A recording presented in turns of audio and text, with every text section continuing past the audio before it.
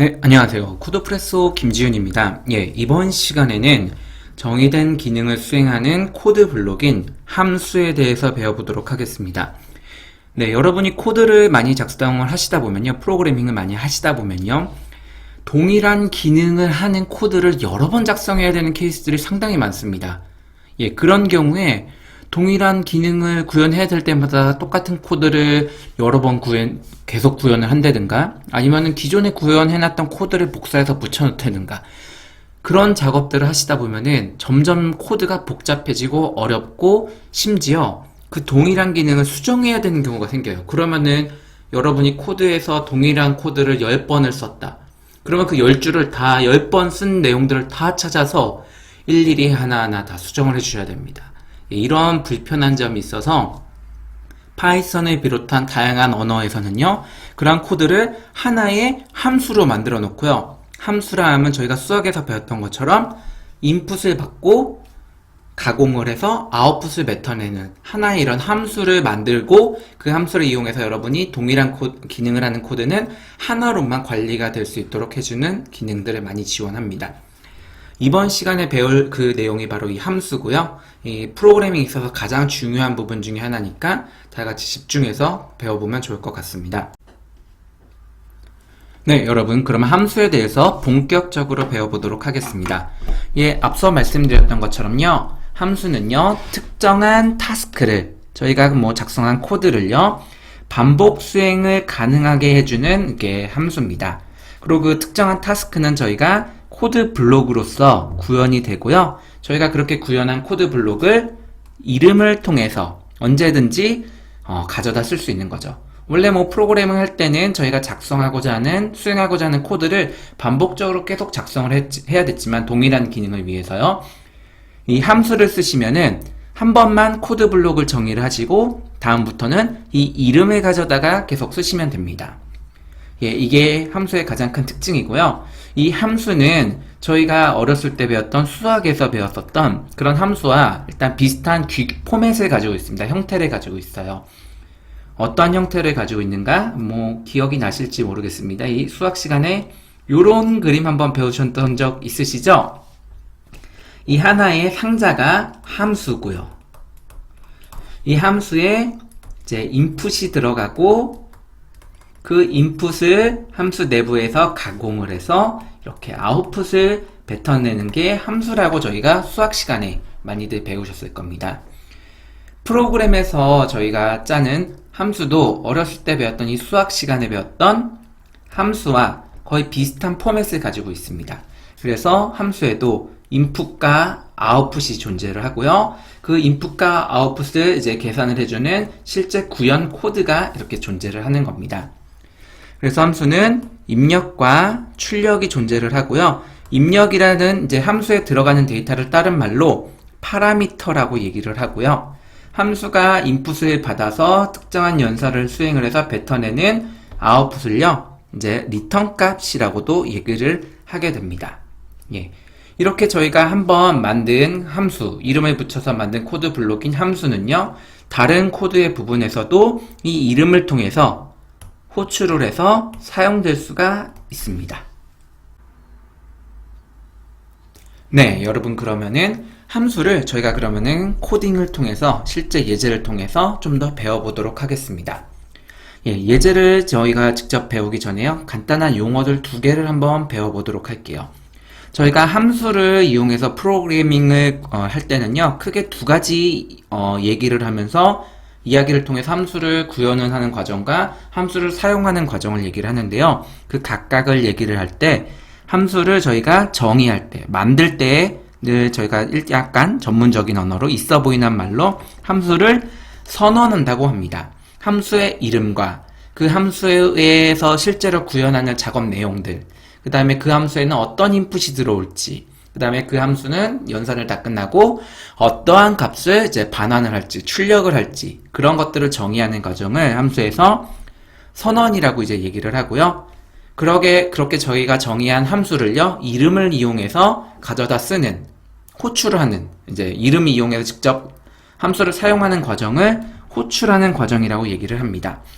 이 선언과 호출이라는 이제 내용을 가지고 이제 코드를 제가 설명을 드릴 테니까요. 그 부분에 집중을 해주셔서 수강을 하시면 좋을 것 같습니다. 먼저 저희가 이제 함수를 선언을 해보도록 할게요.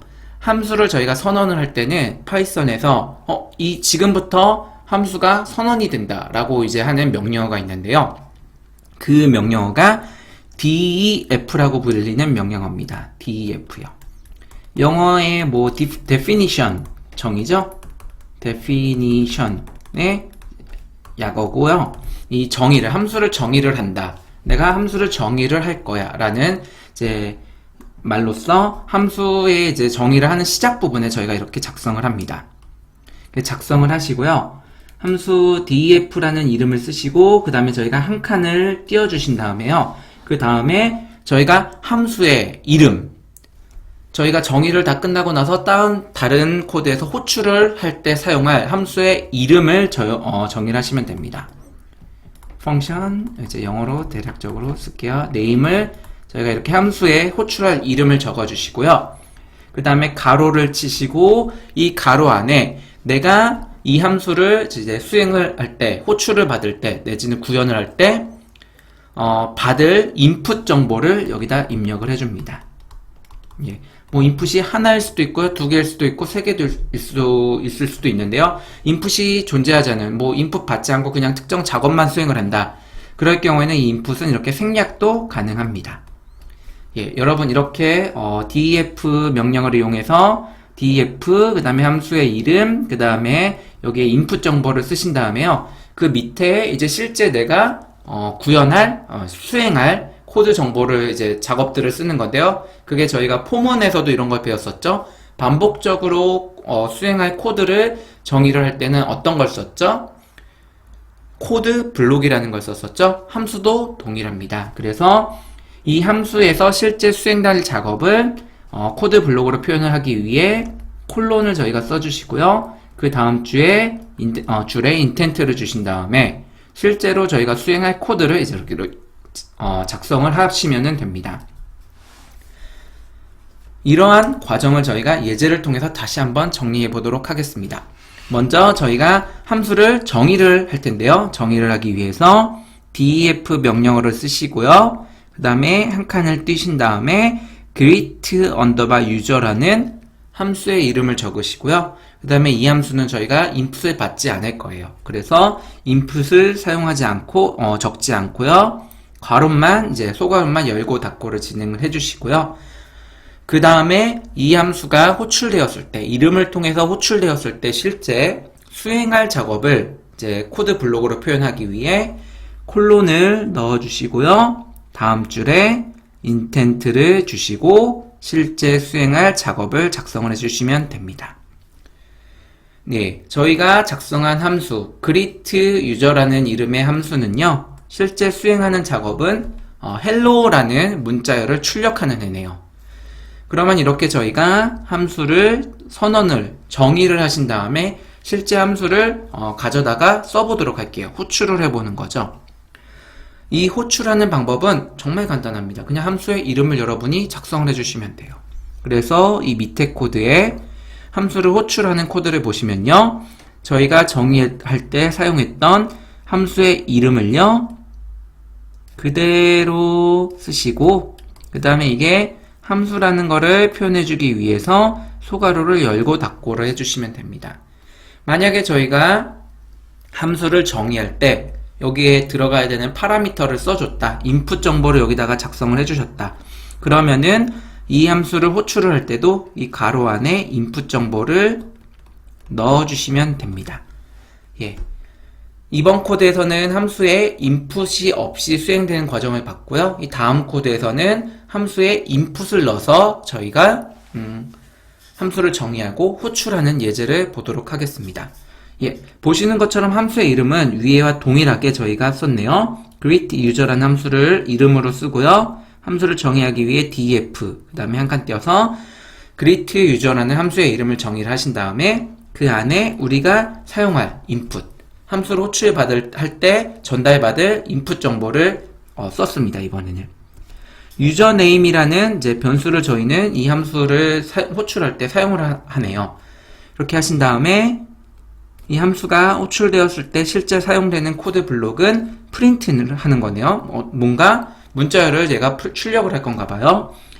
프린트를 하는데 여기 보시면은 hello라고 하시고 그 다음에 전달받은 인풋 정보인 유저네임, 이 유저네임을 이제 전달받은 유저네임을 이제 hello 뒤에 붙여 넣으시고요. 타이틀로서 맨 앞에 있는 거를 대문자, 또 띄어쓰기가 있을 경우에는 띄어쓰기 뒤에도 대문자로 바꾸도록 하신 다음에 이제 느낌표까지 저희가 이제 붙여서 출력을 하는 함수를 만들게 되는 겁니다. 이렇게 저희가 선언한 함수를요, 그 다음 줄에서 사용을 해보도록 할게요. 호출을 해보도록 하시면은 보시는 것처럼 이름으로써 함수를 호출을 했고요. 아까 저희가 위에서 봤던 예제와는 이제 다르게 위에서 예제에서는 인풋을 넣지 않았죠. 여기는 인풋을 정보를 넣게 되는 겁니다.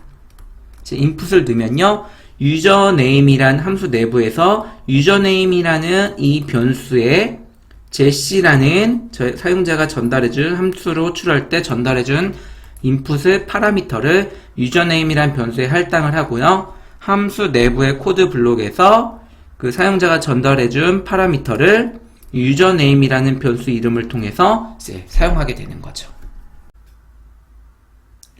네, 이번에는 함수에서 인풋을 전달받는 거, 파라미터를 정의를 하는 거에 대해서 좀 더 자세하게 배워보도록 하겠습니다.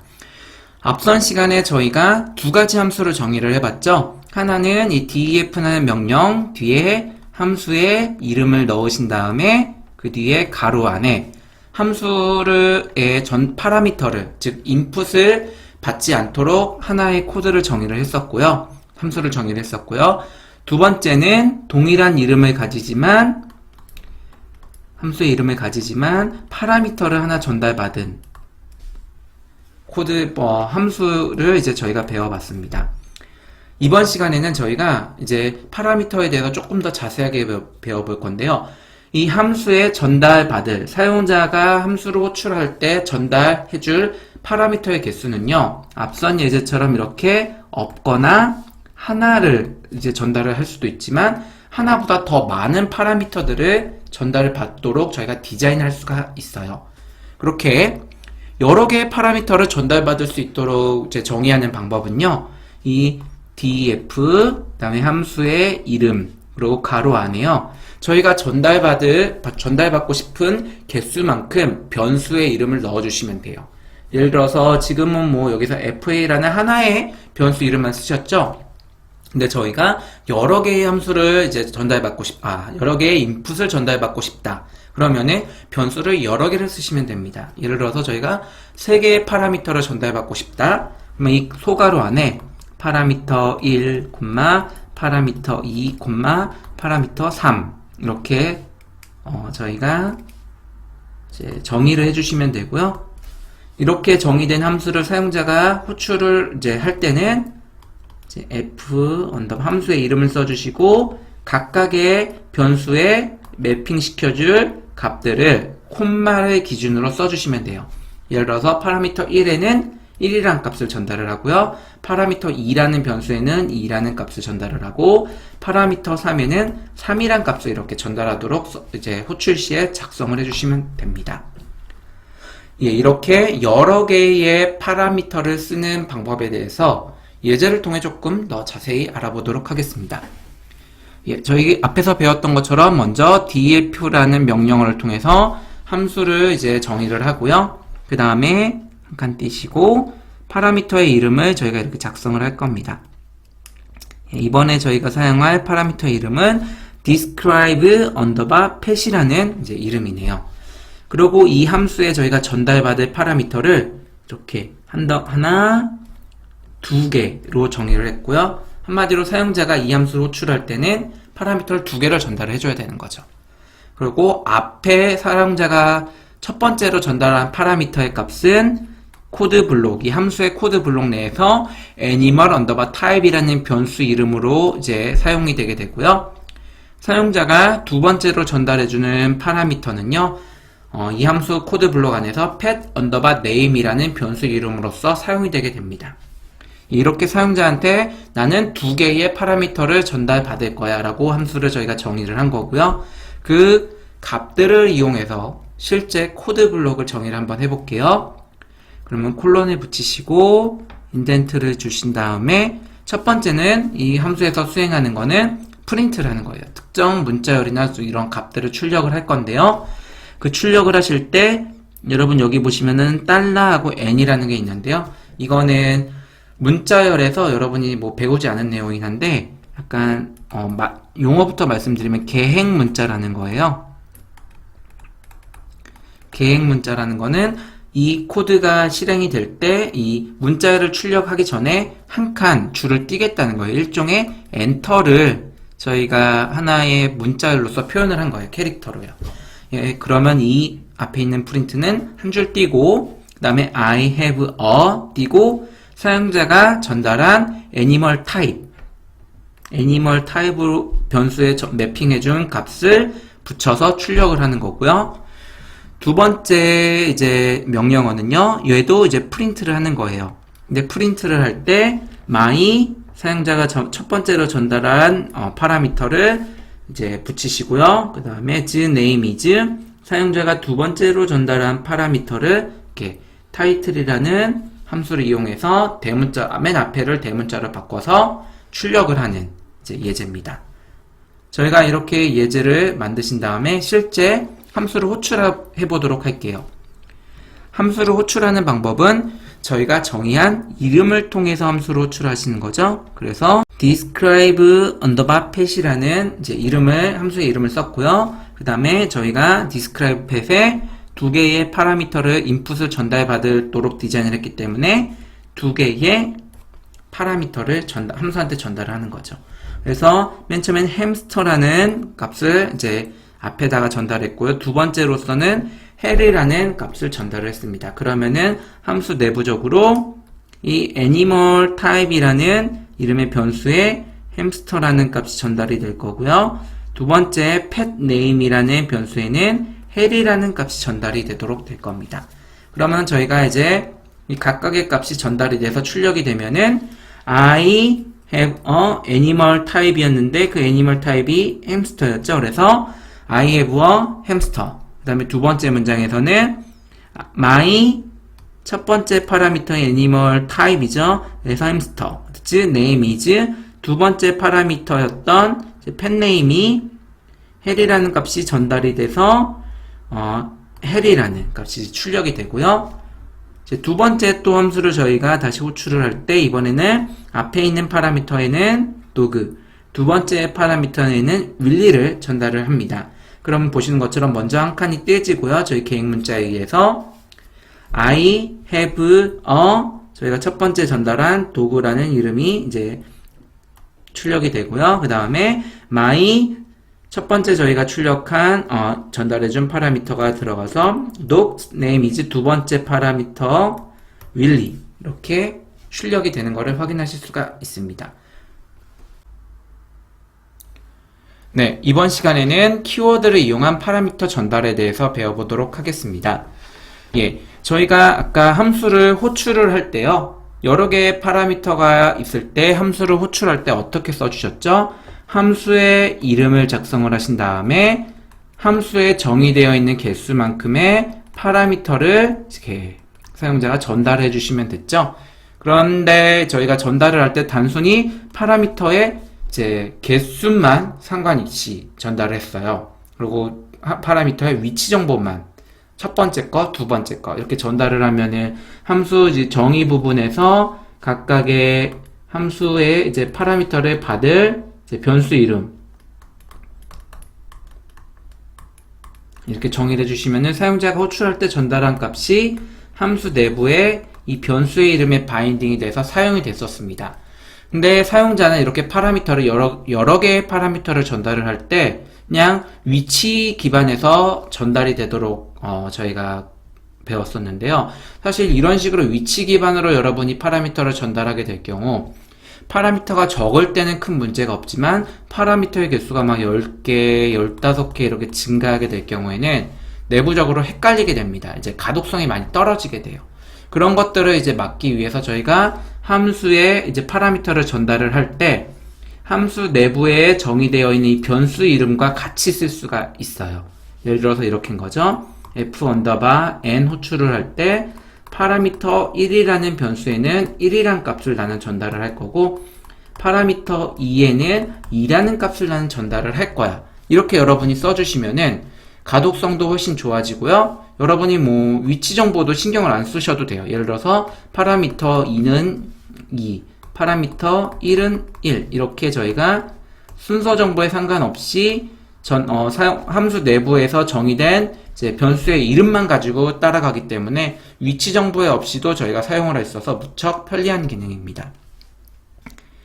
해당 기능을 저희가 이제 예제를 통해서 조금 더 자세하게 살펴보도록 할게요. 먼저 앞에 이 함수는요, 저희가 앞서 정의했던 함수 그대로입니다. def를 통해서 함수를 정의를 하고요. describe 언더바 pet이라는 이제 이름을 주고요. 그 다음에 첫 번째 파라미터는 animal 언더바 type, 두 번째 파라미터는 pet 언더바 name이고요. 그 내부에서 저희가 두 줄의 프린트문을 출력을 해보도록 만들어져 있는 함수를 그대로 또 사용을 하겠습니다. 대신 이제 호출하는 부분이 이제 저희가 달라지는데요. 저희가 아까 함수를 호출할 때는 어떻게 했었죠? 앞서 말씀드렸던 것처럼 describe 언더바 pet 이라는 함수 이름 뒤에 저희가 실제로 사용할 전달할 값만 이렇게 전달을 했었죠. 하지만 이번 예제에서는 파라미터를 전달을 할 때 함수 내부에 정의되어 있는 변수의 이름을 이용을 해서 파라미터를 전달을 하시는 거예요. 이렇게 그러면은 describe pet이라는 함수를 내가 호출을 할 때 animal type에는 햄스터라는 값을 전달을 할 거고 pet name이라는 데는 해리라는 값을 전달을 할 거야. 이렇게 하는 거죠. 그 결과 저희가 보시면 아까 봤던 것처럼 I have a hamster라는 값이 애니멀 타입에 매핑이 돼서 이제 출력이 되고요. 두 번째는 앞에 my 애니멀 타입에 햄스터가 전달이 돼서 my hamster's name is 두 번째는 pet name에 해리가 전달이 돼서 이제 해리라는 결과가 나올 수 있습니다. 이 첫 번째 실행 코드는요, 여러분이 봤을 때 물론 호출할 때 변수의 이름을, 함수의 파라미터의 이름을 넣어줬다는 게 다르긴 하지만 앞서 봤던 예제와 크게 달라 보이지 않을 겁니다. 하지만 저희가 이 키워드를 통해서 앞선 코드와 좀 다르게 쓸 수 있는 방법은요, 이번에는 저희가 원래 그래서 앞에는 애니멀의 종류, 그리고 뒤에는 그 애니멀의 이름 이렇게 매핑이 되어 있는데요. 저희가 이 순서를 바꿔서 이제 해보는 거죠. 두 번째 예제에서는 이제 순서 햄스터가 두 번째 오게 되고요. 해리가 앞에 오게 돼요. 대신 앞에 이 각각의 값들을 이제 전달을 해줄 때 변수의 이름을 같이 전달을 하는 거죠. 그래서 함수 내부에 pet 언더바 name이라는 변수에는 해리라는 값을 전달해.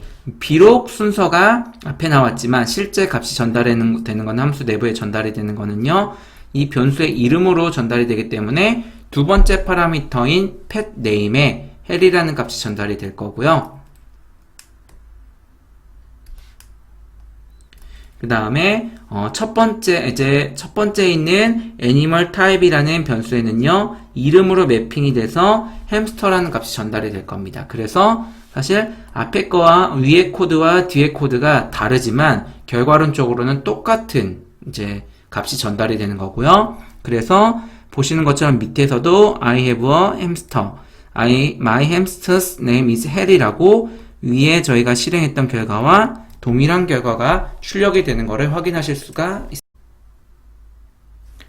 네, 다음은 저희가 파라미터, 여기서는 인자라고 되어 있는데요. 이게 세 개가 다 같은 말입니다. 파라미터, 인자, 인풋. 이 함수에서 이 세 개가 다 동일한 내용인데요. 여기서는 인자라고 썼네요. 예, 인자의 디폴트 값을 쓰는 거예요. 저희가 함수를 정의를 할 때 입력받을 파라미터를 정의를 하시잖아요. 어떻게 정의하죠? def 잠깐 띄고 함수의 이름하고 여기 가로에 내가 전달받을 파라미터들을 이렇게 저희가 써놓잖아요. 정의를 하는데 그 정의 파라미터를 정의를 하실 때 디폴트로 그냥 사용자가 특정한 값을 안 넘겨주면은 그냥 기본으로 사용할 파라미터 값들을 정의를 해주실 수가 있어요. 그게 인자의 디폴트 값인데요. 그 인자를 정의하는 방법은 저희가 함수를 정의를 할 때 예를 들어서 이렇게 3개의 파라미터를 나는 받을 거야 라고 정의를 한대요. 근데 1번이랑 2번은 이제 그냥 일반적 저희가 앞서 배웠던 것처럼 그대로 정의를 하는데 3번이라는 파라미터에 대해서는 PA3이라는 거에 대해서는 나는 디폴트 값을 정의를 하고 싶다. 그러면은 함수를 정의를 하실 때 파라미터의 이름 뒤에 이꼬르 이런 식으로 1 1은 좀 그렇고요. 1보단 3이 좋을 것 같습니다. 예, 이런 식으로 함수를 정의하시는 거예요. 그러면은 이 PA3이라는 파라미터는요. 사용자가 해당 값을 넘겨주지 않을 경우에는 이 값을 그대로 이제 사용을 하게 되는 거죠. 그래서 디폴트 값이에요. 네, 예제를 통해서 저희가 배웠던 이 인자의 디폴트 값을 조금 더 명확하게 알아보도록 하겠습니다. 먼저 저희가 앞섰던 예제와 비슷하게요. def라는 명령어를 통해서 함수를 정의를 하고요. 그 함수의 이름은 describe pet이라는 이름을 저희가 줬습니다. 그 다음에 앞선 예제와 동일하게 animal type이라는 파라미터와 pet name이라는 파라미터 두 개를 저희가 정의를 했는데요. 그 중에 애니멀 타입에는 이제 이렇게 도그라는 디폴트 값을 정의를 했어요. 사용자가 애니멀 타입에 대해 해당하는 값을 전달 안 해주면은 함수 내부적으로 무조건 도구로 쓰겠다는 거죠. 이 밑에 있는 코드는 앞서와 동일하기 때문에 설명 따로 안 드리고요.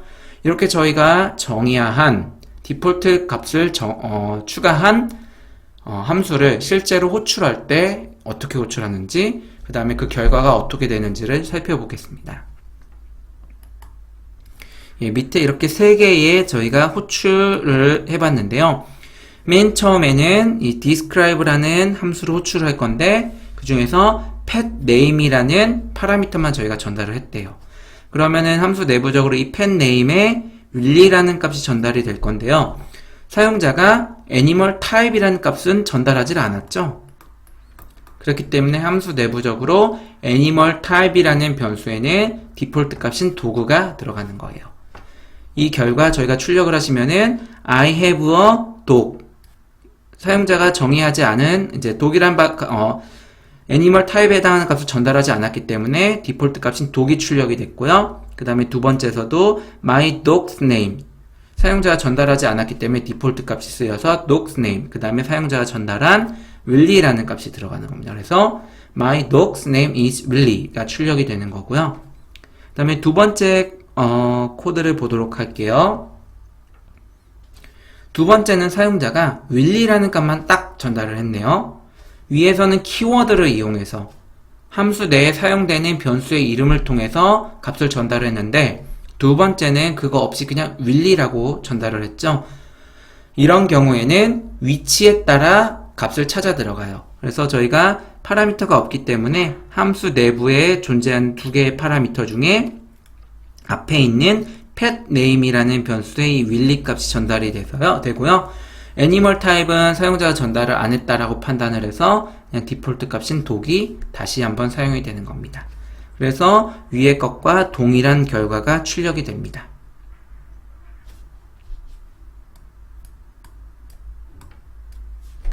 예, 그 다음 문제는 저희가 describe라는 pet이라는 함수를 다시 호출을 했고요. 근데 이번에는 두 개의 네임을 다 파라미터를 전달을 했네요. 키워드로요. pet name이라는 파라미터한테는 Harry, animal type이라는 파라미터에는 hamster라는 값을 전달을 했어요. 그러면은 이 값들을 다 전달을 해줬기 때문에 기존에 있던 디폴트, 애니멀 타입의 디폴트 값인 dog는 사용되지 않고요. 대신 여기에 햄스터 라는 값이 전달이 될 겁니다. 그래서 그 결과 출력을 하시면은 I have a hamster. 사용자가 전달한 값이죠. 기존에 있던 도구가 아니고요. 디폴트 값인 도구가 아니고요. 그 다음에 my hamster's name is Harry. 요 앞에 햄스터도 디폴트 값이 사용되지 않았고 사용자가 전달한 햄스터라는 값이 이제 출력이 된 거를 확인하실 수가 있습니다. 네, 이번에는 함수의 파라미터의 옵셔널 인자에 대해서 배워볼게요. 이 옵셔널 인자라는 건 어떤 거냐면요. 개념적으로는 저희가 함수를 이렇게 호출을 할 때 원래 함수에 나는 3개의 파라미터를 여러분이 이제 정의를 하실 때 3개의 파라미터를 저희가 정의를 해볼게요. 근데 이런 3개의 파라미터 여러분이 정의를 하셨으면요. 이 함수를 호출할 때도 3개의 값을 전달을 해주셔야 돼요. 무조건요. 여러분이 3개라고 함수 파라미터를 정의를 하시면 원래 3개의 값을 전달을 해주셔야 됩니다. 근데 저희는 어쩔 경우에는 3개의 파라미터가 다 전달이 될 수 있지만 어떤 경우에는 한 값이 전달이 안 될 수도 있어. 이렇게 파라미터를 마지막 3번째 있는 파라미터는 값이 있을 수도 있고 없을 수도 있기 때문에 나는 옵셔널하게 어떨 때는 보내고 어쩔 때는 보내지 않고 싶어요.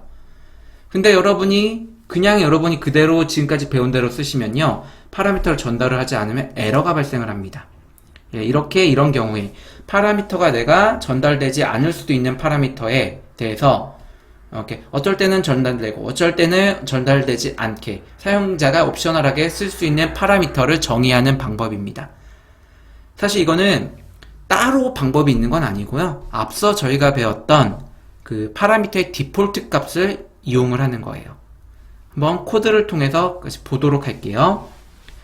이번엔 함수가 저희가 def로 이제 함수를 다시 정의를 했고요. 함수의 이름은 get formatted name이라는 이름으로 정의를 했습니다. 그렇게 파라미터를 저희가 정의를 하신 다음에요. 이번엔 저희가 3개의 파라미터를 전달받도록 정의를 할게요. 하나는 first name, 두 번째는 last name, 세 번째는 middle name이에요. 뭐 한국은 그렇진 않지만 미국에서는 이제 first name과 last name이 기본이긴 하지만 가끔씩 middle name을 쓰는 사람들이 있죠. 그렇기 때문에 이런 middle name의 값을 저는 옵셔널하게 쓰고 싶은 거예요. 사용자가 파라미터를 전달할 때 세 번째에 해당하는 middle name은 전달할 수도 있고 전달하지 않을 수도 있기 때문에 그렇죠. 그런 경우에는 여러분 그냥 디폴트 값을 이렇게 콤마해서 이제 값은 있지만 아무런 값이 전달되지 않는 값을 디폴트로 사용하게 하는 거예요. 그래서 사용자가 설사 이 값을 middle name을 전달하지 않더라도 프로그램 내부적으로 얘는 이건 아무것도 없는 값이구나 라고 알아서 로직을 만들도록 하는 거죠. 예. 사실 그래서 이 옵셔널 인자는요, 앞서 배웠던 디폴트 값이에요. 그냥 다만 그 디폴트 값을 사용자가 값을 전달하지 않았다라는 걸 표현하기 위해서 이런 값들을 사용하게 되는 거죠. 예, 실제로 코드를 한번 좀 더 자세하게 살펴보도록 할게요. 함수에서 이 조건문이 바로 코드 블록에서 조건문이 들어가네요. 조건문에서 뭐라고 볼까요? 맨 처음에 middle name이라고 했어요. 원래 if문 뒤에는 어떤 게 와야죠? 비교문이 와야죠? 비교문이 오면은 결과가 어떤 게 나오죠? true or, 잘못 썼네요. true 또는 false의 불리한 형태의 결과값이 리턴이 돼서 true가 되면은 if문에 매핑되어 있는 코드 블록이 수행이 되는 거잖아요. 이게 원래 디폴트적으로 if문을 쓰는 기본 방법이에요. 근데 여러분 이거는 기본적으로 프로그램에서 알아주시면 좋은 건데요. 이 비교문을 여러분이 써서 결과론적으로 true or false라는 불리한 값을 얻어내면 좋지만요. 파이썬이나 일반적인 모든 언어에서는요, 이 true와 false를 구분할 수 있는 다른 방법이 있어요. 어떤 방법이 있냐? 첫 번째로는요, 값이 있냐, 없냐로 판단을 해요. 이 사용자가 해당 값을 전달을 해주면은, 존재하는 값을 전달해주면 true가 되는 거고요. 존재하지 않는 값, 예를 들어서 none이라든가 저희가 앞서 썼던 이런 값들. 이런 값들이 들어오게 될 경우 얘는 false인 거예요. 그래서 사용자가 if문 뒤에 이런 식의 값이 이제 들어오게 된다. 그러면은 얘는 어떻게 되는 거예요? 이게 false이기 때문에 if 밑에 있는 코드 블록이 수행이 안 되는 거죠. none도 동일합니다. 반면에 여기에 값이 이런 식으로 hello 이런 게 들어온다. 그러면 이건 뭐죠? 얘는 값이 있기 때문에 true가 되는 거예요. 그래서 이 코드, if문에 매핑되어 있는 코드 블럭이 수행이 됩니다. 예, 이렇게 값이 있냐 없냐로서 true, false를 저희가 할 수가 있고요. 또 하나의 경우는요, int 값 또는 뭐 플롯이나 이런 값들인데요. 숫자 값이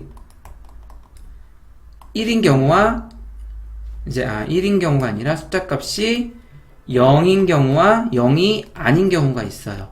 여기서는 여러분 숫자 값이 0이면요, 불리언으로는 마치 false와 동일하게 동작을 하고요. 0 위의 값들은 이외의 값들은 모두 true가 됩니다. 그래서 저희가 만약에 이 if문 안에 여기에 0이라는 값을 넣어주면요, 얘는 false가 돼서요, 코드 밑에 매핑되어 있는 코드 블록이 수행되지 않습니다. 반면에 1 위의 값, 뭐 대표적으로 0 위의 값, 대표적으로 1이 있겠죠? 이런 값이 들어오면 얘는 true로 동작을 하게 되고요. 그렇기 때문에 코드 블록, if문에 매핑되어 있는 코드 블록이 수행이 됩니다. 예, 이거를 기억을 해두시고 저희가 한번 보도록 할게요. 그래서 이 middle name이 중요한 거예요. 왜냐? 저희가 함수 내부적으로 옵셔널하게 썼기 때문에 그렇죠. 정의를 할 때 옵셔널한 파라미터가 될 수 있겠다라고 저희가 이렇게 만들어 놓은 거죠. 그래서 사용자가 middle name이라는 값을 전달을 하지 않으면은 middle name이라는 값은 아무 값도 들어있지 않은 얘가 전달이 될 거고요. 그러면 이 if문은 false가 되죠.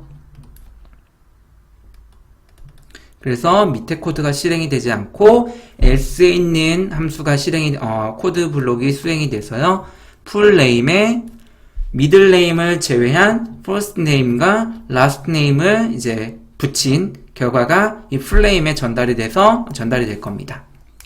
반면에 사용자가 middle name의 값을 전달을 하면요, 이 디폴트 값이 아닌 사용자가 전달한 뭐 값이 들어가겠죠. 그러면은 이 middle name은 요 값이 이 데이터가 아닌 사용자가 전달한 실제 데이터가 전달이 될 거기 때문에요, 이 if문은 true가 되고요. 그 true가 되기 때문에 이 코드 밑에 있는 if문에 매핑되어 있는 코드 블록이 수행이 될 거고요. 그러면은 이 full name이라는 변수에 사용자의 first name, middle name, last name이 모두 연결된 값이 이제 저장이 될 거고, 최종적으로 여러분 이건 아직 배우진 않았지만 이 함수를 호출한 부분에 이제 full name의 이제 값에 변수에 저장되어 있는 값을 점 타이틀로 이제 맨 앞에 또는 띄어쓰기 뒤에 나오는 문자들을 대문자로 바꿔서 이 함수를 호출한 부분에 이제 리턴을 하는 겁니다. 이 플레인 값을 타이틀로 변환시킨 값을요. 예. 조금 이제 이해가 조금 어려우실 수도 있을 것 같아요. 이제 저희가 실제 이 함수를 호출한 결과 부분을 보면은 조금 더 이해가 여러분 쉬우실 것 같습니다. 먼저 저희가 이제 밑에 예제에서 호출을 하게 될 거예요. 함수를 호출하는 거는 뭐라고 말씀드렸죠? 이름을 쓰시면 되죠?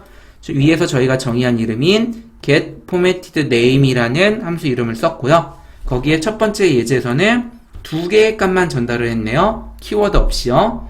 그러면은 이 각각의 값들이 Jim이라는 값은 first name에 전달이 될 거고요.